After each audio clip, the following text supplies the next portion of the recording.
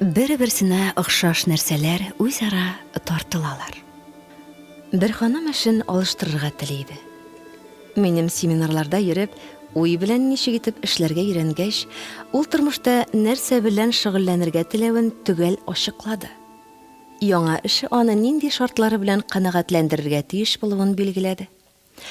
Бер сүз белән әйткәндә, ул үзенең яңа эшенең уй формасын төзеде. Икенче көнне аның янына бөтенләй бер таныш булмаган ханым килеп, нәкъ ул теләгән эш урыны тәкъдим итте. Без физика кануннары белән бик яхшы таныш. Ләкин физик дөнья кануннарының рухи дөнья кануннарын тулысы белән чагылдыру турында еш кына уйлап та карамыйбыз. Алар бер-берсен төгәл кабатлый диярлек. Бер төрле полярлыктагы зарядлар шарның бер як полюсында гына җыелган кебек. Энергия дөньясында да билгеле бер уй үз тирәсенә үзенә охшаш уйны, хәл вакыйганы, проблемаларны туплый. Бу канунны кешеләр бик яхшы белә. Һәр халыкның телендә шул канунны төгәл чагылдыра торган әйтемнәр бар. Алма агачыннан ерак төшми. Балыкчы балыкчыны ерактан күреп ала, ни чәчсәң, шуны урарсың.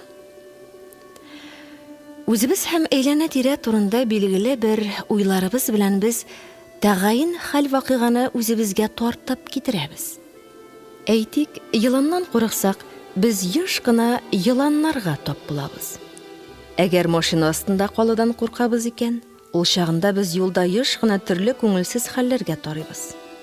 Әгәр инде без караклардан яки мошенниклардан курыксак, безне я алдылар, я талап китәләр. Бер-берсенә охшаш нәрсәләр үзара тартыла. Уй, курку булсынмы ул? Тынгысызлану яки борчулымы? Нәрсәдән курыксак, шул хәл вакыйганы үзенә тартып китерә. Һәм киресенчә.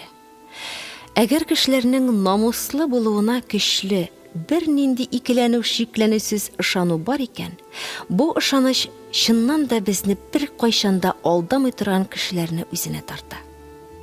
Хәзер инде бизнеста ялганның ни өчен шулай күп булуы аңлашыла. Бер-берсенә охшаш нәрсәләр үзара тартыла. Бер ханым үзе белән ниндидер сәер хәлләр булуы турында сөйләде. Урамнан барганда да, транспортка утырса да, аның юлында һәр вакыт исерек кешеләр очрый икән. Теләсә кайда кешеләр күпләп җыела торган урында да исерек кеше күрми калмый ди. Алай гынамы, әгәр җирдә берәр исерек кеше ята икән, башка кешеләр үтеп йөргәндә, ул тыныч кына яткан булса, бу ханым килеп җиткәндә, еш кына кул сузып ярдәм сорый башлый ди. Һәм шушы хәл дистәләрчә тапкыр кабатланган инде. Минем башка беренче итеп, бу ханым эчкечеләрне яки спиртлы эчемлекләрне бөтенләй кабул итми дигән уй килде. Аның энергия ташып торган гәүдәсеннән шуны аңладым. Аның шушы көчле энергиясы уй форманы барлыкка китергәндә, кая барса да бер үк вазгыятне җыеп йөри. Бу хәлләрнең төбенә төшеп казына башлагач, чыннан да ханымның спиртлы эчемлекләрне һәм эчкән кешеләрне күрә алмавы билгеле булды. Мондый хәл буш урында гына барлыкка килә алмый. Билгеле ки, ханымның үткәнендә мондый мөнәсәбәтне формалаштырган нинди дә булса бер вакыйга булырга тиеш иде. Шуны әйтеп китү мөһим. Безнең өлкән яшьтә ия булган теләсә кайсы гадәт фигылебез бала чагыбызда ук формалашкан. Безнең һәр кайсыбыз тормышка балалык тәҗрибәсе аша карый. Ничек кенә парадокс тоелмасын, әмма без үз-үзебез һәм әйләнә-тирә дөнья белән мөнәсәбәтләрне бала чактагы тәҗрибәбезгә таянып карабыз. Безнең белән шул тәҗрибә манипуляцияле. Баштарак ханым эчкечелеккә мондый мөнәсәбәт тудыручы сәбәпне хәтеренә төшерә алмады. Шулай да, өстәмә сораулар бирә торгач, әнисенең дә спиртлы эчемлекләрне күрә алмавын исенә төшерде. Исерекләргә карата шушындый мөнәсәбәтне ханым нәкъ менә әнисеннән алган иде. Проблеманы анализлап, без аңарда алкоголизмга каршы формалашкан уй форманың ни дәрәҗәдә көчле булуын күрдек. Әлеге уй формасы аның тормышына исерекләрне бер-бер артлы тезә иде. Нәкъ менә алкоголизмны кабул итә алмавы бу хәл вакыйгаларны үзенә тартып торган. Бу аның озак еллар үтә торган сабакларының берсе иде. Тормышның шушынды якларын да сабырлык белән, кешеләрне ничек бар шулай кабул итә белергә кирәк. Ханым өчен бу бернигә карамыйча яратырга өйрәнү дәресе иде. Ул тормышның монды якларын да күрергә, кабул итәргә әзер булгач кына, мин аңа ярдәм итә алдым. Нәтиҗәдә урамга чыккан саен аның юлында исерекләр пәйда булмый башлады. Алар аңа башкача бәйләнмиләр иде һәм аның тормышына тынычлык инде. Үзегезне һәм башкаларны ничек бар шулай кабул итәргә өйрәнәсез икән, сез асылда бөтен проблемаларыгызны да хәл итәчәксез.